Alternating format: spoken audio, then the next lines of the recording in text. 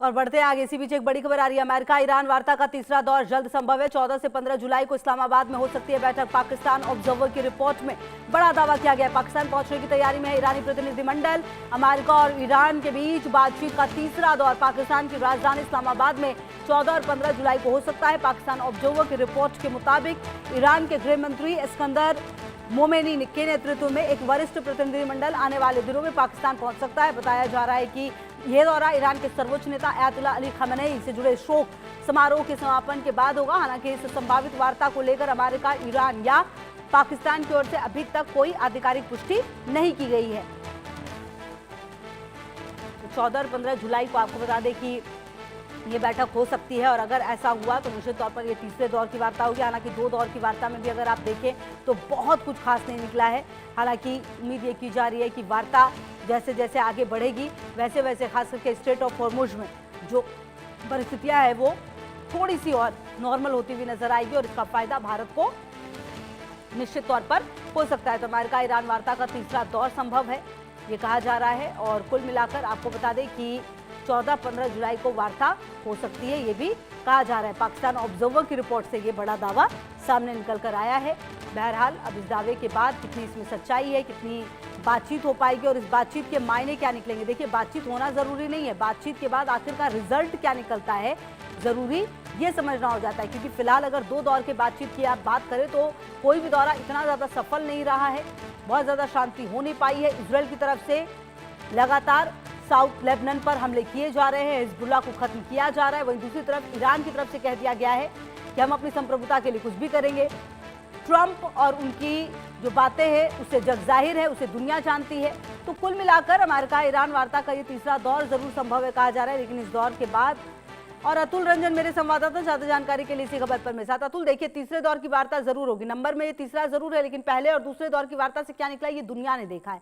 ऐसे में क्या लगता है कि ये जो वार्ता होगी उसमें फोकस क्या रहेगा? क्या इजरायल मान पाएगा, वो साउथ लेबनान पे जो हमले हैं वो रोक देगा, या फिर अमेरिका हमले रोक देंगे और स्ट्रेट ऑफ हॉर्मुज में सब कुछ सही कर देगा ईरान? ऐसा कुछ भी होता हुआ नजर आ रहा है क्या? जी देखिए, ये जो जो जो चर्चा एक बार फिर से होने वाली है, तीसरे दौर की वार्ता जो 14 से 15 जुलाई को इस्लामाबाद में, इसके जो कुछ मुख्य बिंदु जो है जो चर्चा का केंद्र बनने वाले हैं इसमें, नंबर 1 ये होगा कि जो ईरान का जो न्यूक्लियर प्रोग्राम है उसका फ्यूचर क्या होगा, उसको लेकर जो है चर्चा होने वाली है। नंबर 2 ये है कि जो ईरान के जो बहुत सारे एसेट्स जो है वो फ्रोजन है विदेशों में तमाम तरीकों से, उन पर जो है चर्चा हो सकती है किस तरह से आगे चल के फेजेज में ईरान के जो एसेट्स हैं तमाम उनको किस तरह से फ्री किया जाए। क्योंकि आपको याद हुआ कि जो इस्लामाबाद में जो टेम्पररी डील जो साइन हुई थी, उसका एक अहम शर्त ये था कि तमाम जो ईरान की जो एसेट्स हैं जो विदेश में जो अमेरिका ने फ्रीज कर रखे हैं उनको जो है उन पर जो है ढील दी जाएगी। तीसरा ये है स्ट्रेट ऑफ हॉर्मुज की, हॉर्मुज में जो है किस तरह से वापस फिर से जो है जो सामान यातायात है उसको बहाल किया जाए। तो ये 3 मुख्य बिंदु हैं। लेकिन अब देखिए कि ये जो दौर के जो चर्चाओं का जो ये दौर होने वाला है 14-15 जुलाई को इस्लामाबाद में, ये पहले 2 चर्चाओं से अलग इस सेंस में होने वाला है कि ये जो चर्चा होगी 14-15 जुलाई को, ये बहुत टेक्निकल चर्चाएं होगी। यानी कि इसमें आप देखेंगे कि बहुत जो दोनों साइड से या तीनों साइड से आप कह लीजिए टेक्निकल टीम्स होंगी जो इस चर्चा का जो है जो चर्चा करेंगी और जो आगे की जो फॉर्मुलेशन है किस तरह से फेजेज में इन चीजों को इम्प्लीमेंट किया जाए, जो 3 मुख्य बिंदु जिनका मैंने जिक्र किया उसको लेकर चर्चा होने वाली। यानी कि जो तमाम जो बड़े नेता हैं जो दोनों देशों के और जो तमाम जो नेगोशिएटर्स हैं रहे हैं, आप देखिए यूएस की तरफ से जेरेड कुशनर हो या फिर स्टीव विटकॉफ हो, ये सब जो पिछले चर्चाओं में शामिल रहे हैं वो इस बार चर्चा में आपको देखने को नहीं मिलेंगे। जो टेक्निकल टीम्स हैं दोनों तरफ से वही जो है इस बार चर्चा का केंद्र चर्चा करने वाली है और आगे का जो फॉर्मूला है जो जो जो फ्रेमवर्क जो पिछले महीने जून के महीने में इस्लामाबाद में तय किया गया था उस फ्रेमवर्क को किस तरह से आगे इंप्लीमेंट किया जाए और डिटेल में जो है चीजों को लेकर जो है चर्चा होने वाली है। तो कहीं ना कहीं एक थोड़ी टेक्निकल बैठक होगी, बहुत जो है ज्यादा इसमें जो टॉप लीडरशिप लेवल के लोग जो हैं वो शायद आपको देखने को ना मिले। बिल्कुल, और कहीं ना कहीं अब सबसे बड़ी बात तो अतुल यही है ना, पूरी दुनिया की नजर तो इस बात पर ही है कि ये जो युद्ध चल रहा था वो खत्म हो। हालांकि ईरान लगातार कहता रहा है कि चाहे युद्ध खत्म हो जाए, युद्ध चलता रहे, लेकिन स्ट्रेट ऑफ हॉर्मुज में स्थिति वो नहीं रहेगी जो युद्ध से पहले थी। मतलब उसने तो अपना क्लियर कर दिया है, अमेरिका की तरफ से अपनी चीजें क्लियर है, इजराइल ये बिल्कुल क्लियर है कि वो हिजबुल्लाह, हुती और हमास को खत्म करके मानेगा। कुल मिलाकर अगर ये तीनों देश अपने अपनी स्थिति पर क्लियर है तो फिर इस वार्ता का कोई औचित्य भी तो नहीं रह जाता है ना अतुल। जिसको जो करना है वो करेगा ही, तो फिर ऐसी वार्ता का मतलब क्या रह जाता है?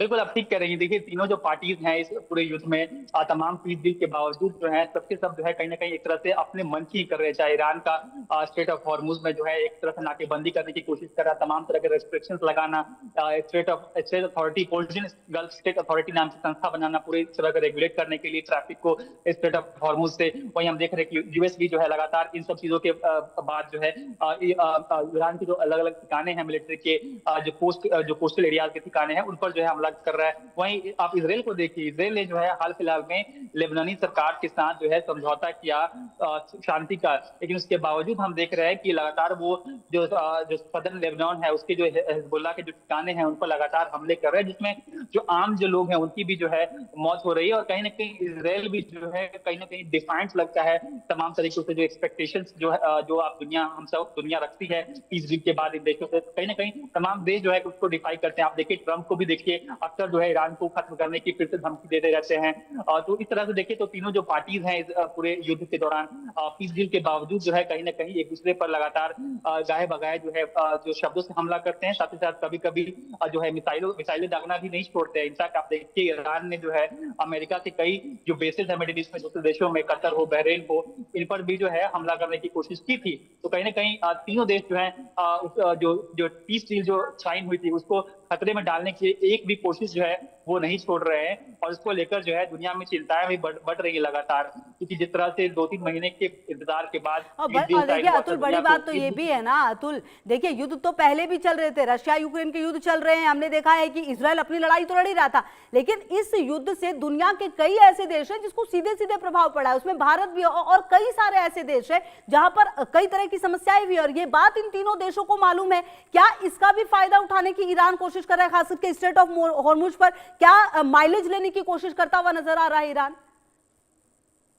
देखिए, इस बात की आशंका जो है वो शुरू से ही थी जब युद्ध शुरू हुआ था। और जैसे ही ईरान ने जो है युद्ध के दौरान नाकेबंदी शुरू कर दी थी स्ट्रेट ऑफ हॉर्मुज की, तभी ये बहुत सारे एक्सपर्ट्स ने, जो ग्लोबल ऑब्जर्वर्स हैं, उनकी आशंका हो गई थी कहीं ना कहीं कि ये युद्ध जो है जितना यूएस ने सोचा था उससे लंबा तो जाएगा ही। और ईरान जो है लगातार जो बेफिटिंग रिप्लाई जो है यूएस को दे भी रहा था, लेकिन सबसे बड़ी चिंता ये थी कि कहीं ना कहीं ईरान को जो है अपनी एक नई ताकत का जो है एहसास हो जाएगा वो स्टेट ऑफ हॉर्मुज के रूप में, कि जिस तरह से वो स्टेट ऑफ हॉर्मुज को बंद कर सकता है, उससे पूरी दुनिया पर जो है दबाव डाल सकता है, युद्ध को खत्म करवाने की अपने मन की कर सकता है, अपने शर्तों पर जो है पीस डील साइन करवा सकता है। तो इस तरह की तमाम चिंताएं जो थी वो जाहिर की गई थी। और हम जब देख रहे हैं कि अब जब पीस डील साइन हो भी गई है, उसके बावजूद ईरान के जो हौसले हैं वो बुलंद है तमाम युद्ध के बावजूद भी, और वो कहीं से भी जो है स्ट्रेट ऑफ हॉर्मुज में जो पूर्व की तरह जो है नॉर्मलसी लाने की जो तमाम कोशिशें हैं उन सबको जो है कहीं ना कहीं डिफाई करने की कोशिश कर रहा है, और अपना जो एकाधिकार है वो स्ट्रेट ऑफ हॉर्मुज पर जो है स्टैब्लिश करने की कोशिश कर रहा है। तो जाहिर सी बात है